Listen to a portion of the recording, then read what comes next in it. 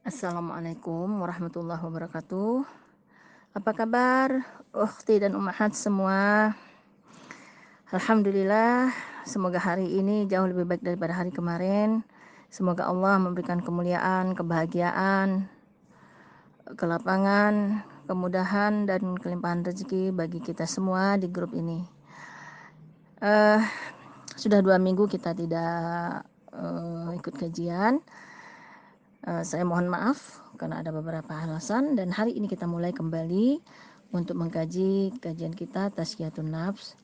Yang hari ini kita akan masuk pada hilangkan prasangka kepada Allah atau berprasangka buruk kepada Allah. Baik, sebelum kita mulai, kita tundukkan hati kita kepada Allah. Kita istighfar terlebih dahulu. Astaghfirullahaladzim. Alladzi la ilaha illa huwal hayyul qayyum wa atubu ilaih. Allahumma salli ala Muhammad wa ala ali Muhammad. Raditu billahi robba wa bil islami dina wa bi Muhammadin nabiyya wa rasula. Rabbi zidni ilman warzuqni fahman. Amin, amin, amin ya rabbal alamin. Baiklah, ukhti dan ummahat semua di grup ini, kita berbicara tentang prasangka buruk kepada Allah. Perlu kita ketahui bahwa Allah adalah zat yang maha sempurna, baik dari namanya, sifatnya, maupun perbuatannya. Tidak ada satupun aib ataupun celah yang bisa kita tujukan kepada Allah Subhanahu wa Ta'ala. Nah, sebagai bentuk daripada realisasi tauhid kita, maka kita dilarang untuk mengingkari nama, sifat, apa yang telah ditetapkan oleh Allah Ta'ala, dan kita wajib percaya dan menerima sesuatu yang telah ditetapkan oleh Allah kepada hambanya. Nah, juga kita juga harus tahu bahwa sesuatu yang diciptakan oleh Allah itu adalah pastilah dengan suatu hikmah tertentu. Kita lihat bahwa Allah menciptakan langit dan bumi beserta isinya. Semuanya itu tentu ada hikmah yang agung dan tidak mungkin ada kesia-siaannya. Sebagaimana Allah berfirman di dalam surat Asy-Syadd ayat 27, dan kami tidak menciptakan langit dan bumi dan apa yang ada di antara keduanya tanpa hikmah atau sia-sia saja. Yang demikian itu adalah anggapan orang-orang kafir, maka celakalah orang-orang kafir itu karena mereka akan masuk ke dalam neraka.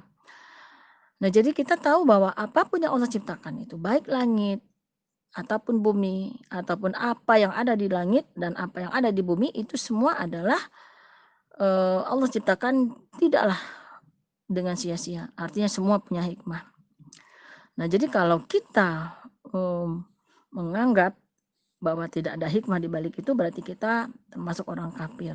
Maka kita akan tergolong kepada orang-orang yang akan dimasukkan ke dalam neraka. Nah, jadi dari ayat ini kita tahu bahwa tatkala Allah menciptakan sesuatu, dia pastilah akan memberikan manfaat atau ada kebaikan pada ciptaannya itu. Demikian juga apabila Allah memberikan musibah ya kepada sesuatu atau kepada seorang, tentu dia juga ada hikmah yang agung yang bisa diambil di dalamnya. Jadi ini sebenarnya dasar yang kuat untuk kita jangan sampai kita berprasangka buruk kepada Allah. Selalu kita berprasangka baik kepada Allah. Karena ini sudah jelas, kebaikan apapun, keburukan apapun yang Allah cimpakan kepada kita, kepada manusia, itu semua ada hikmahnya. Ya, sebagaimana ayat ini dikatakan ya, bahwa setiap Allah menciptakan sesuatu, apakah itu kebaikan yang diciptakan, apakah itu keburukan yang diciptakan, tentu ada hikmah di balik itu semua. Nah, jadi kita tidak boleh berhusnuzon, tapi kita haruslah tidak boleh bersuuzon, tapi haruslah berhusnuzon, berprasangka baik terhadap segala sesuatu yang telah Allah tetapkan kepada hambanya, kepada kita semua. Ya, kalau kita mau berprasangka baik, maka kita termasuklah orang-orang yang beruntung. Kita lihat Allah berfirman di dalam surat Al-Hujurat ayat 12. Ya ayyuhalladzina amanu, ya. Hai orang-orang yang beriman. Artinya di sini yang dipanggil itu adalah kita orang-orang beriman. Jauhilah kebanyakan prasangka atau kecurigaan, ya.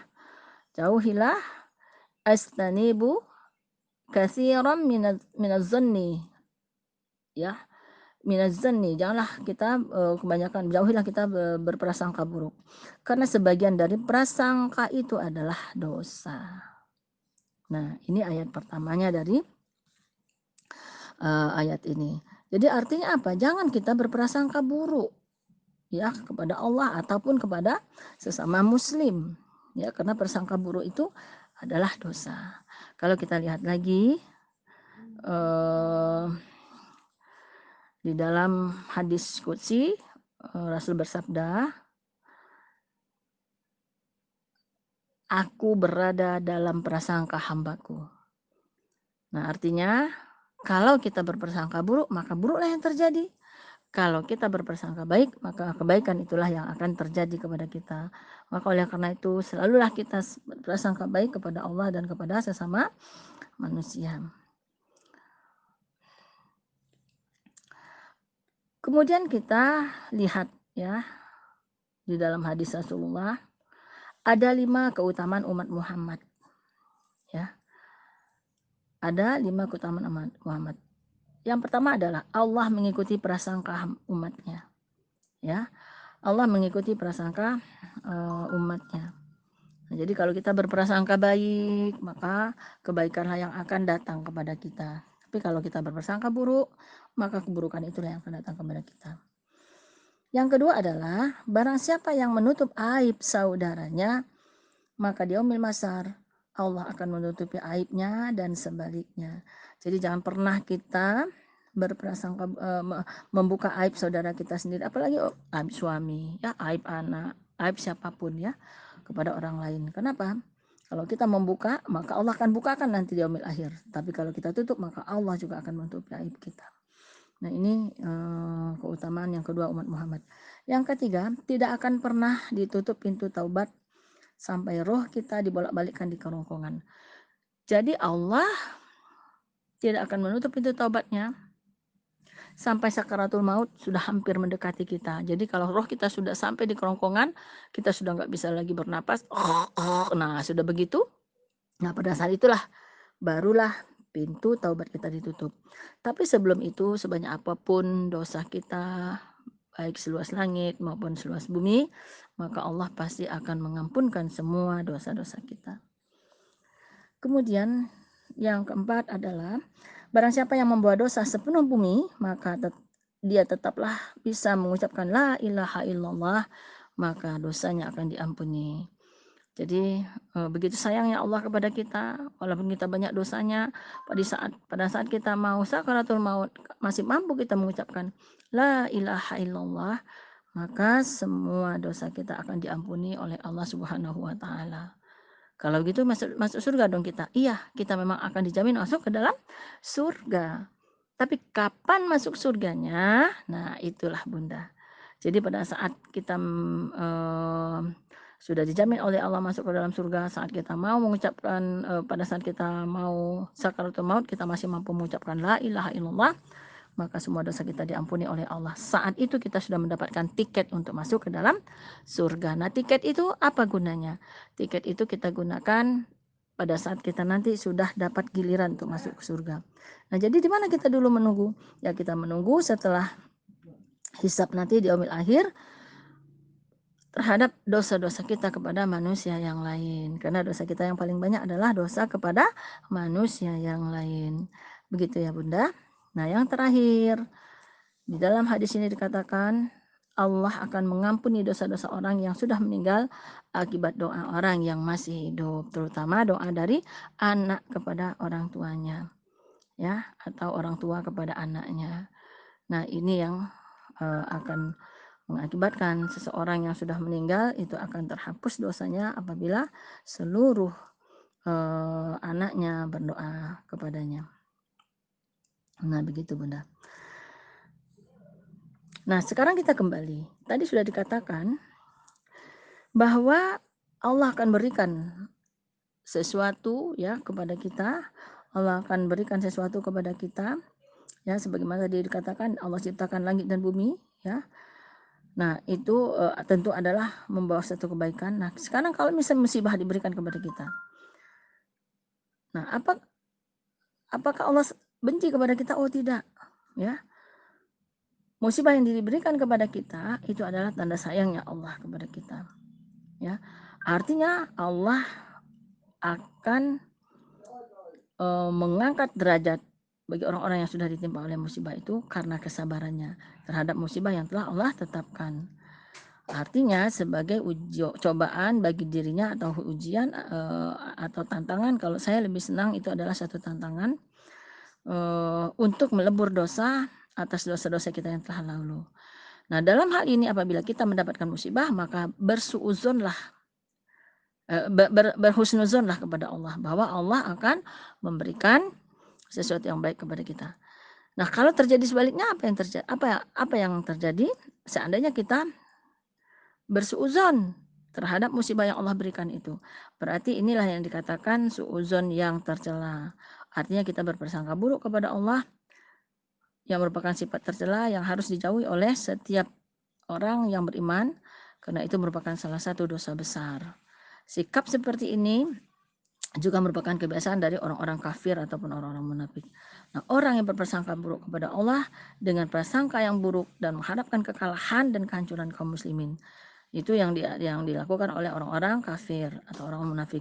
Nah, tetapi Allah sebenarnya tidak demikian, ya. Allah membalik di budaya mereka serta mengancam mereka dengan azab yang pedih di atas dunia maupun di akhirat apabila kita sama dengan orang kafir atau orang-orang munafik, kita bersuudzon kepada Allah. Kita lihat lagi di dalam surat Al-Fat ayat 6. Allah berfirman yang artinya, dan supaya dia mengazab orang-orang munafik laki-laki dan perempuan dan orang-orang musyrik laki-laki dan perempuan yang mereka itu berprasangka buruk terhadap Allah. Mereka akan mendapat giliran atau kebinasaan yang amat buruk dan Allah memurkai dan mengutuk mereka serta menyediakan bagi mereka neraka jahanam, dan neraka jahanam itulah sejahat-jahat tempat kembali. Masya Allah, na'udzubillah min zalik. Jadi dari ayat 6 ini kita bisa tahu, Bunda, jangan pernah kita mau berprasangka buruk, karena capek deh, Bunda, kalau kita sudah sholat, sudah sedekah, sudah berpuasa, ya, semua amal ibadah sudah kita lakukan, tapi masih ada prasangka buruk kita kepada Allah ataupun kepada manusia yang lain, maka tempat kita tidak lain adalah masuk ke dalam neraka jahanam. Nauzubillah min zalik. Jadi ini yang tidak kita inginkan. Nah, azab dunia yang akan diterima oleh orang kafir dan munafik ini itu berupa keresahan, gelisah, hatinya selalu akan merasa kegalauan, ya, terkala mereka melihat keberhasilan dari kaum muslimin, karena dia sudah tidak mampu mengajak orang-orang muslim masuk ke dalam menjadikan kafir kembali. Nah, adapun azab di akhirat jelas mereka akan mendapatkan murka Allah dan dijauhkan dari rahmat Allah dan dicampakkan ke dalam neraka jahanam. Itulah tempat-tempat yang sejelek-jeleknya bagi kembali bagi orang-orang yang munafik ataupun orang-orang musyrik ataupun orang-orang yang kafir tadi. Nah, jadi kalau kita juga demikian berprasangka buruk kepada Allah, nah maka kita pun akan sama nasibnya dengan kaum-kaum mereka. Demikian ya, Bunda.